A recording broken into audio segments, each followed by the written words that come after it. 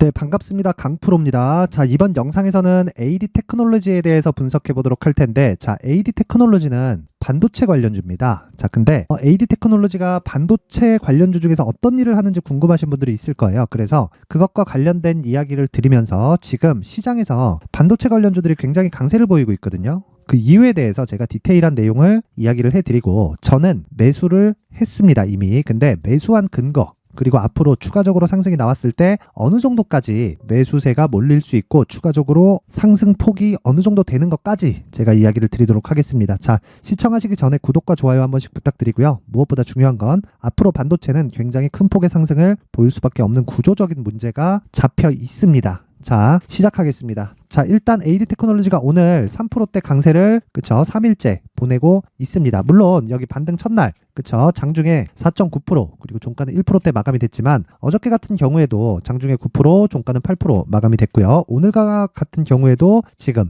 장중 고가 부근에서 등락을 하고 있어요. 그런데 왜 이게 오를까요? 앞으로 반도체에 대한 신규 수요가 계속되기 때문입니다. 그러면 신규 수요가 계속될 때 AD 테크놀로지는 뭐라고 있을까요? 정확하게 이야기를 하면 디자인 하우스입니다. 자, 어떤 걸 디자인하는지 궁금하실 수 있는데, 기본적으로 반도체는 두 가지로 분류가 돼요. 첫 번째 비메모리 반도체, 두 번째 메모리 반도체, 이렇게입니다. 근데 AD 테크놀로지는 메모리 반도체도 아예 안 하는 건 아닌데, 그 메모리 컨트롤러 쪽으로만 살짝 이렇게 발을 얹고 있고요.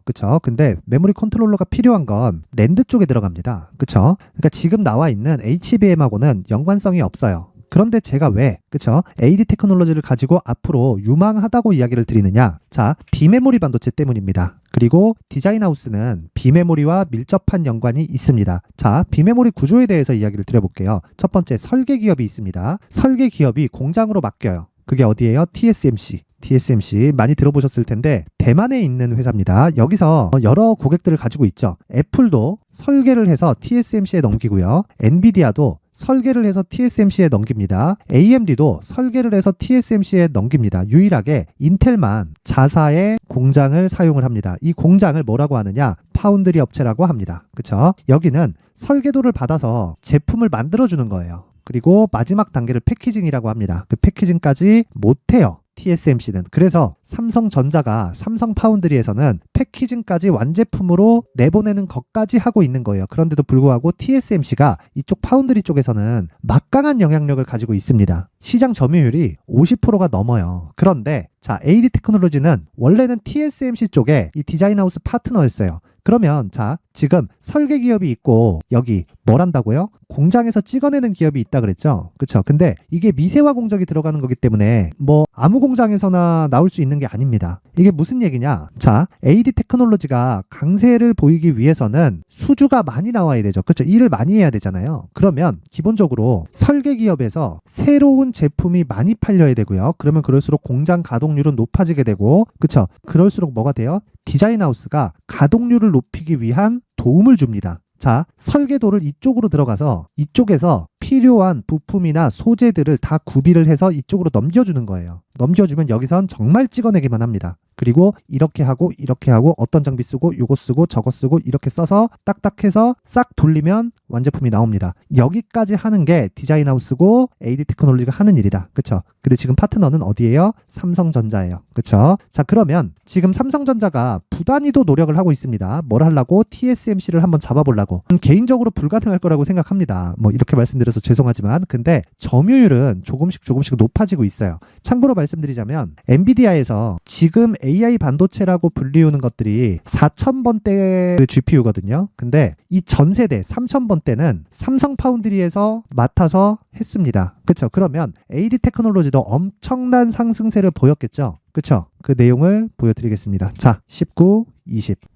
그 뒤에 TSMC로 넘어가니까 주가가 쭉 빠집니다. 근데 지금 엔비디아에서 뭐가 있어요? AI 반도체 수요가 터져 나간다 그러죠? 그러면 TSMC에서 모든 물량을 감당하지 못할 수도 있습니다. 그랬을 때 삼성 파운드리로 넘어올 가능성도 있고요. 5000번대로 넘어가는 시기가 아직 조금 걸릴 겁니다. 한 1년 정도 걸릴 거예요. 그런데 5000번대가 나왔을 때는 삼성 파운드리에서도 다시 기회가 있다. 그리고 삼성전자는 막강한 자금력, 그리고 설계를 제외한 나머지 모든 것이 올인원이 가능합니다. 패키지까지. 그쵸? 패키징이 뭐냐면, 자, HBM 있죠? HBM은 기본적으로 패키징 기술이에요. 패키징 기술이 뭐냐? 마지막에 제품을 쫙쫙쫙쫙쫙쫙 만들어서 완제품까지 나오는 것을 의미를 하는데, 이 완제품을 딱 낼 때 패키징을 딱 하는 거예요. 그게 HBM이에요. 뭐라 그러냐면, 자, 보세요. 완제품 하나 만들어. 그리고 두 번째 거 만들어. 세 번째 거 만들어. 네 번째 거 만들어. 이렇게 만들어서 적층을 쌓아요. 층을 딱딱딱딱딱 쌓아가지고 데이터가 전송할 수 있는 길을 넓혀 놓은 겁니다. 이게 HBM이에요. 이걸 한국말로 하면 고대역폭 메모리라고 합니다.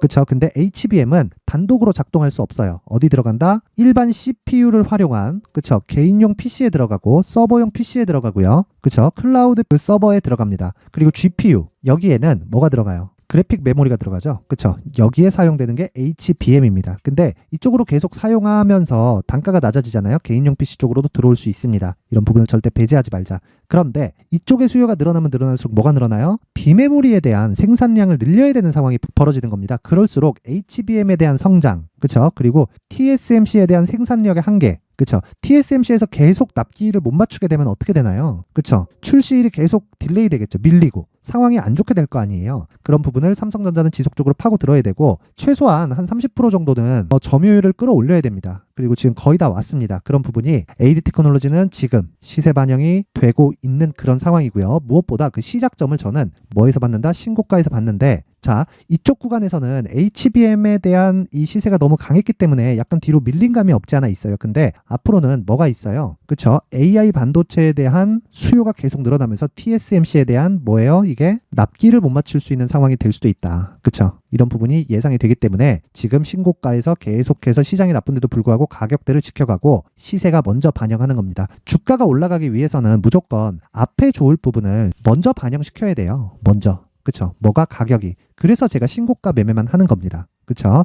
그러면 신고가는 뭐를 본다는 소리예요? 가격을 본다는 거죠. 가격을 토대로 뭘 해야 돼요? 보유 전략으로 연결을 시켜야 됩니다. 그래서 제가 AD 테크놀로지에 하이닉스와 삼성전자를 베이스로 해서 가격과 단기 보유 전략을 준비를 한 겁니다. 자, 단기 보유 전략은 뭐냐? 2주 안에 내가 손해보지 않는 가격대를 잡아가는 겁니다. 단 2주 안에요. 2주 안에, 딱 2주 안에 무조건 수익권으로 돌려놔야 돼요. 이게 안 되면요, 장기 투자로 전환은 안 됩니다. 그리고 무엇보다도 장기 투자를 연 단위로 생각하시는 분들이 있는데 그거 아닙니다. 그거 아니에요. 장기 투자는 3개월 안에 끝나야 돼요. 무조건. 왜 그러냐면 어떤 종목이든 시세가 진행되는데 추가적으로 올라가는 부분이 있을 수 있습니다. 근데 조정을 거치고 올라가야 돼요. 첫 번째 시세가 발생한 다음에. 자, 그럼 답 나왔죠? 에코프로 같은 경우에도 10만 원부터 80만 원까지 올라가는데 2달 반 걸렸거든요. 그리고 3개월 쉬고 다시 150만 원까지 올라갔습니다. 3개월 쉬는 동안에 주가 30% 빠졌습니다. 자, 그렇다는 건 에코프로처럼 이런 그 누구도 이 반박을 못하는 성장 산업에 있는 종목들도 그럴 이 30%대 40%대 정도의 조정이 나오고 지금도 주가의 상황이 안 좋잖아요. 그런 때 어떤 이 산업군에 속해 있던 조정은 피해갈 수 없다는 거예요. 그래서 장기 투자를 3개월로 잡으라는 겁니다. 그래서 다시 말씀드립니다. 단기 전략은 2주 안에 내가 손해를 보지 않는 가격대를 의미를 하고요. 그쵸? 그 가격대를 디테일하게 잡아야만 내가 최장 3개월 정도까지 진행을 할 수 있다. 근데 AD 테크놀로지는 뭐다?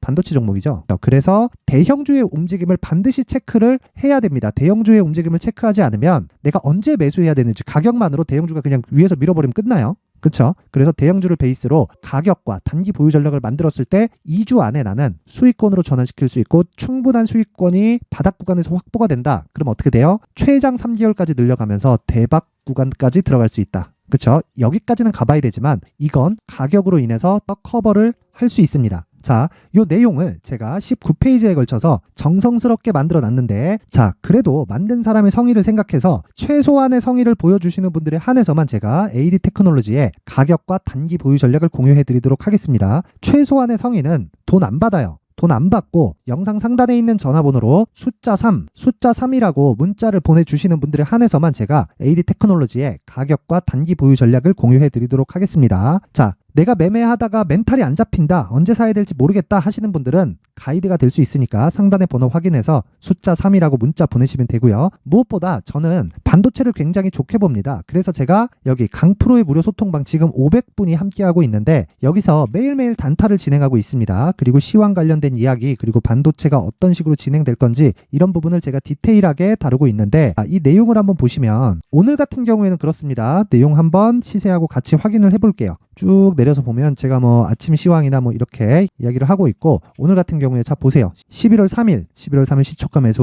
8시 53분에 진행이 되죠. 그리고 11월 3일 시초가 매수 두산 테스나 8시 54분에 진행이 됩니다. 하루에 한 종목에서 최대 3종목까지 진행을 하는데 단타 비중에 맞춰서 진행을 하면 되고, 동일한 비중으로 들어갔을 때 평균 수익이 계속해서 잡히게 될 겁니다. DIT 먼저 보겠습니다. DIT 같은 경우에 지금 13%대 수익권에 진입을 했고요. 자, 내용 한번 확인해 보면 이미 11시 59분에 10%대 수익권에 들어와 있습니다. 그럼 DIT가 뭔지 궁금할 수 있는데, DIT도 반도체 종목입니다. 그쵸? 왜 반도체를 한다고 말씀드렸죠? 삼성전자와 하이닉스가 시장보다 강하기 때문이고, 하이닉스는 신고가를 내버렸어요. 주가가 올라가기 위해서는 어떤 내용이 있어야 된다? 앞에 좋을 내용이 있어야 된다. 그쵸? 근데 그 내용을, 앞에 좋을 내용을 내가 먼저 모를 수도 있죠. 그쵸? 공개되기 전까지 모를 수도 있잖아요. 근데 주가 먼저 올라가 버린단 말이에요. 그 시작점이 신고가라는 겁니다. 그런 부분을 알았을 때 DIT 같은 종목을 매매를 해서, 즉 삼성전자와 하이닉스를 토대로 DIT 같은 종목을, 즉 중형급 종목을 매매를 해서 내가 뭘 한다? 단기간에 10%대의 수익 구간에 내가 들어갈 수 있다.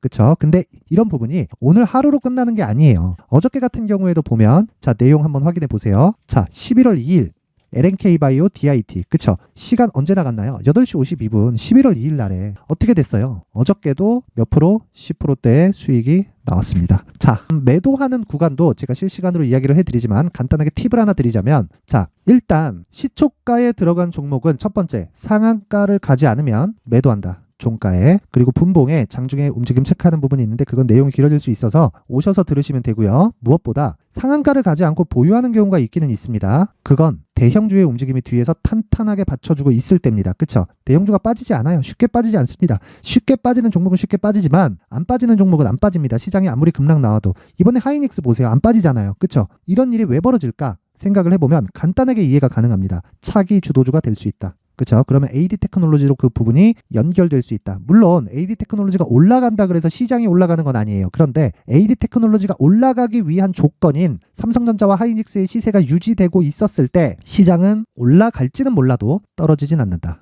그렇죠? 그리고 시장이 혹시 떨어지더라도 삼성전자와 하이닉스가 이미 단단하게 자리 잡고 있으면 어떻게 된다? 추가적으로 시세가 계속해서 진행이 된다. 이런 부분을 제가 어디서 한다? 강프로의 무료 소통방에서 이렇게 실시간으로 진행을 하고 있고요. 오늘도, 어제도, 그리고 이틀 한 3일 전에는 아시아나 IDT를 매수해서 상한가에 보유를 했습니다. 자, 10월 31일 날 아시아나 IDT 끝, 이런 식으로 매매가 진행된다. 자, 그래서 나도 신고가에 대한 이해를 하면서 당일 그쵸? 매매를, 그쵸? 단타 매매를 한번 해보고 싶다 하시는 분들은 강프로의 무료 소통방으로 입장을 하시면 되고요. 내가 주식 투자를 하면서 멘탈이 안 잡히시는 분들은 그냥 들어오시면 됩니다. 상단에 전화번호 확인해서 참여라고 문자 보내주시면 제가 한 분 한 분 빠짐없이 입장 링크를 공유해 드리도록 하겠습니다. 주식시장에서 가장 중요한 건 멘탈이에요. 제가 멘탈 확실하게 잡아드리겠습니다. 자, 내용 정리 한번 갈게요. 주식시장에서 가장 중요한 건 대형주의 움직임이다. 그쵸? 대형주의 움직임이 앞으로 차기 주도주가 뭐를 만들지를 만들어내고요. 무엇보다 우리가 중요하게 생각해야 되는 건 한 가지 내용이다.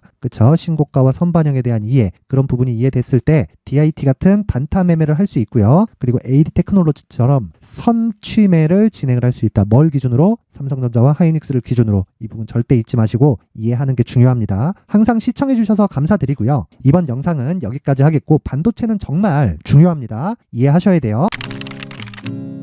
자, 이제 23년도 다 끝나가지만 매매를 하시면서 스트레스를 받으시는 분들이 있을 수 있습니다. 시장이 항상 그렇긴 하지만 그래도 제 구독자분들과 시청해주시는 분들을 위해서 앞으로 차기 주도주가 될 수 있는 대시세 종목을 준비를 해왔습니다. 물론 단타에 목말라 하시는 분들이 있을 수 있습니다. 자, 그런데 단타의 문제는요, 위험관리입니다. 단타에서의 위험관리는 손절 말고는 없기 때문입니다. 자, 그래서 항상 제가 단타는 재능이 필요하다고 이야기를 드리는데, 단타에서의 재능은요, 단순하게 차트를 보면서 단타를 치는 기술적인 문제가 아닙니다. 손절에 대한 심리적인 압박을 이겨내면서 매매를 해야 되기 때문에 장기간 유지하기가 사실상 어렵습니다. 한두 번 해보면 할 수 있는지 없는지 알 수 있을 겁니다.